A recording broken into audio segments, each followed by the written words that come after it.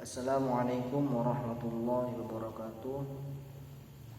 Perkenalkan, nama saya Anas Rifanda Wicaksono dari Prodi Akuntansi dari kelompok 6, ingin mempresentasikan tugas makalah agama Islam, yaitu tentang peran pendidikan agama Islam di sekolah dan di lingkungan keluarga. Pendidikan merupakan hak warga negara.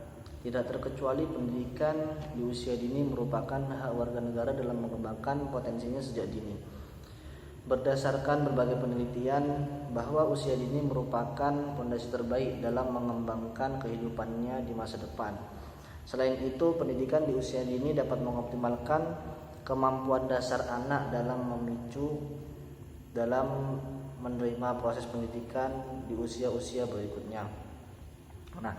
Pendidikan anak di usia dini merupakan suatu upaya pembinaan yang ditunjukkan kepada anak sejak lahir sampai dengan usia 6 tahun, yang dilakukan melalui pemberian rangsangan pendidikan untuk membantu pertumbuhan dan perkembangan jasmani dan rohani, agar anak memiliki kesiapan dalam memasuki pendidikan lebih lanjut. Kebutuhan manusia akan pendidikan merupakan sesuatu yang sangat mutlak dalam hidup ini, dan manusia tidak dapat dipisahkan dari kegiatan pendidikan. Menurut John Dewey, sebagaimana dikutip oleh Al-Fatah Yasin, bahwa pendidikan merupakan salah satu kebutuhan hidup manusia guna membentuk dan mempersiapkan pribadinya agar hidup dengan disiplin. Agama Islam adalah agama yang dibawa oleh Nabi Muhammad SAW. Dengan agama inilah Allah menutup agama-agama sebelumnya. Allah telah menyempurnakan agama ini bagi hamba-hambanya. Dengan agama Islam ini pula Allah menyempurnakan nikmat atas mereka. Allah yang meridhoi Islam sebagai agama yang harus mereka peluk. Oleh sebab itu, tidak ada suatu agama pun yang diterima selain Islam. Salah satu tujuan diturunkannya agama Islam adalah memperbaiki akhlak manusia. Akhlak hanya dapat diperbaiki dengan proses pendidikan, baik formal maupun informal. Betapa pentingnya pendidikan, sehingga ayat pertama yang diturunkan oleh Allah Subhanahu wa taala merupakan perintah Allah kepada manusia untuk membaca.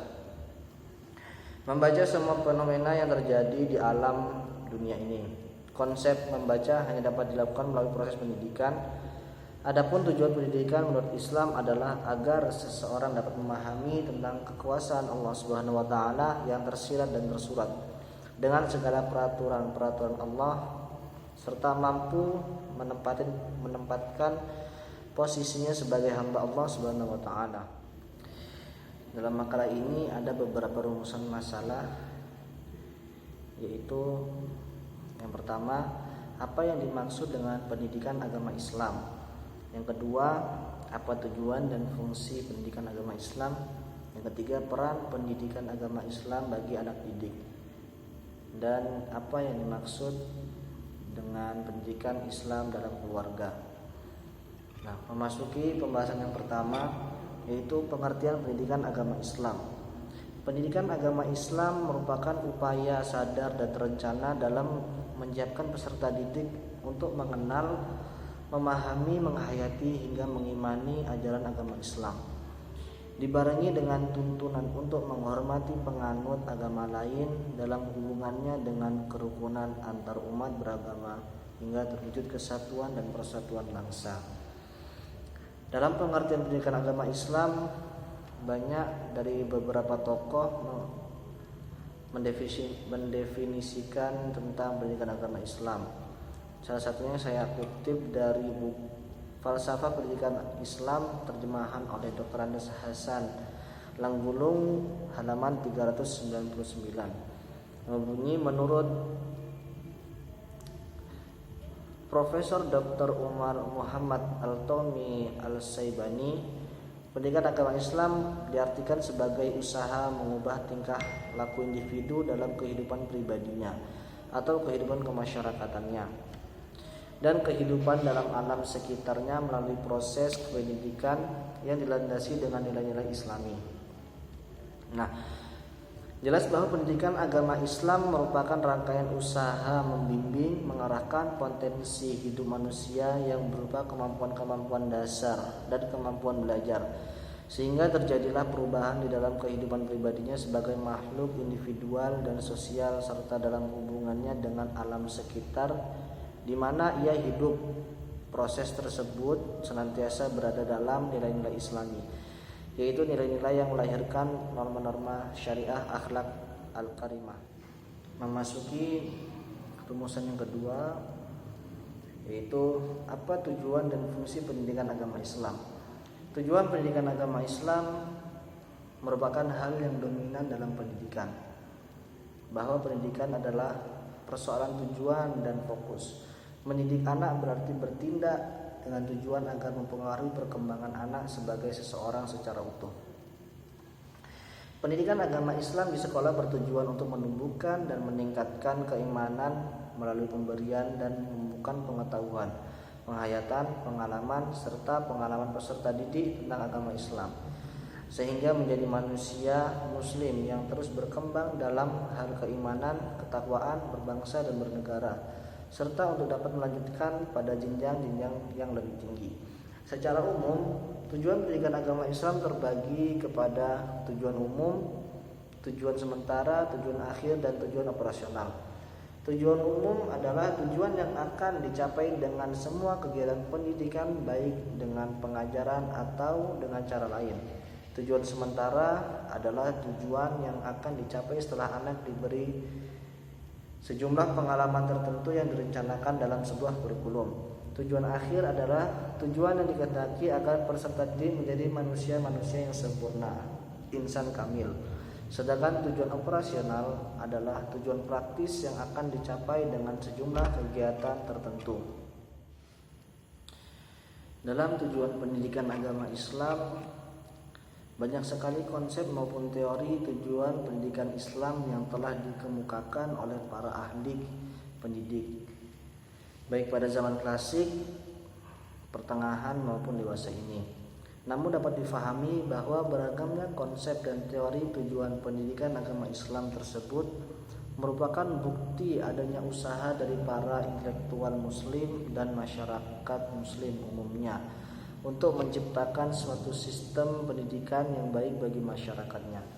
Namun demikian, berkembangnya pemikiran tentang tujuan pendidikan Islam tidak pernah melenceng dari prinsip dasar yang menjadi asas berpijak dalam pengembangan tujuan pendidikan yang dimaksud.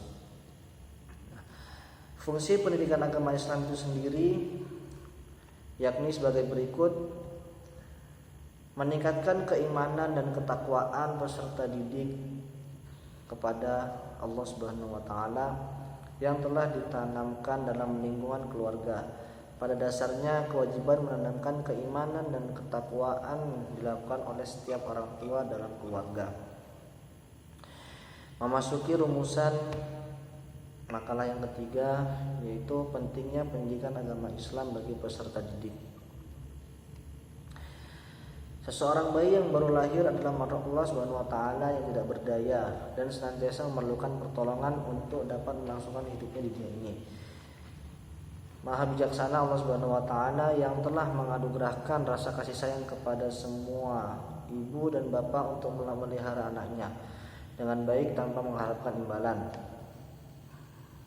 Manusia lahir tidak mengetahui sesuatu apapun, tetapi dia dianugerahi oleh Allah Subhanahu wa taala panca indera, pikiran dan rasa sebagai modal untuk menerima ilmu pengetahuan, memiliki keterampilan dan mendapatkan sikap tertentu melalui proses kematangan dan belajar terlebih dahulu. Mengenai pentingnya belajar, menurut A.R. Saleh dan Supandi Surijinata, anak manusia tumbuh dan berkembang baik pikiran, rasa, kemampuan, sikap dan tingkah lakunya. Dengan demikian sangat vital adanya faktor belajar. Dengan melihat arti pendidikan Islam dan ruang lingkupnya, itu jelas bahwa dengan pendidikan Islam kita berusaha untuk membentuk manusia yang berkepribadian kuat dan baik, berakhlakul karimah berdasarkan pada ajaran Islam. Oleh karena itu, pendidikan Islam sangat penting sebab dengan pendidikan Islam, orang tua atau guru berusaha secara sadar memimpin dan mendidik anak diarahkan kepada perkembangan jasmani dan rohani sehingga mampu membentuk kepribadian yang utama yang sesuai dengan ajaran agama Islam. Pendidikan agama Islam hendaknya ditanamkan sejak kecil sebab pendidikan pada masa kanak-kanak merupakan dasar yang menentukan untuk pendidikan selanjutnya. Sebagaimana menurut pendapat Zakiyah Derajat bahwa pada umumnya agama seseorang ditentukan oleh pendidikan, pengalaman dan latihan yang dilalui sejak kecil. Oleh karena itu, dalam mewujudkan tujuan pendidikan nasional, pendidikan agama Islam di sekolah memegang peranan yang sangat penting. Oleh karena itu, pendidikan agama Islam di Indonesia dimasukkan ke dalam kurikulum nasional yang wajib diikuti oleh semua anak didik mulai dari SD hingga perguruan tinggi. Pendidikan nasional bertujuan untuk berkembangnya potensi peserta didik agar menjadi manusia yang beriman dan bertakwa kepada Tuhan Yang Maha Esa, berakhlak mulia, sehat, berilmu, cakap, kreatif, mandiri, dan menjadi warga negara yang demokratis serta bertanggung jawab. Memasuki rumusan masalah yang terakhir, yaitu pendidikan Islam dalam keluarga. Lingkungan pertama dalam pendidikan Islam adalah lingkungan keluarga. Ajaran Islam menekankan agar setiap manusia dapat memelihara keluarganya dari bahaya siksa api neraka, juga termasuk menjaga anak dan harta agar tidak menjadi fitnah, yaitu dengan cara mendidik anak dengan sebaik-baiknya. Pendidikan anak mutlak dilakukan oleh orang tuanya untuk menciptakan pribadi anak yang berakhlakul karimah. Sebagaimana firman Allah dalam surat At-Tarim ayat 6 yang berbunyi, Bismillahirrahmanirrahim. Ya ayyuhalladzina amanu qu anfusakum wa ahlikum naran waquduha an-nas wal hijarah والحجارة عليها ملائكة غلاظ شداد لا يعصون الله ما أمرهم ويفعلون ما يؤمرون. Shadaqallahul Azim. Yang artinya, hai orang-orang yang beriman, peliharalah dirimu dan keluargamu dari api neraka yang bahan bakarnya adalah manusia dan batu. Penjaganya malaikat-malaikat yang kasar, keras, dan tidak mendurhakai Allah terhadap yang diperintahkannya kepada mereka, dan selalu mengerjakan apa yang diperintahkan. Ayah merupakan sumber kekuasaan yang memberikan pendidikan anaknya tentang manajemen dan kepemimpinan. Sebagai penghubung antara keluarga dan masyarakat dengan memberikan pendidikan anaknya, komunikasi terhadap sesamanya, memberi perasaan aman dan perlindungan, sehingga ayah memberikan pendidikan sikap yang bertanggung jawab dan waspada. Sedangkan ibu sebagai sumber kasih sayang yang memberikan pendidikan sifat rahmat tamah, mengasuh anak, pengasuh, dan pemelihara keluarga yang memberikan pendidikan berupa kesetiaan dan tanggung jawab. Sebagai tempat pencurahan isi hati yang memberikan pendidikan berupa keterus-terangan, terbuka, dan tidak suka menyimpan derita dan rasa pribadi.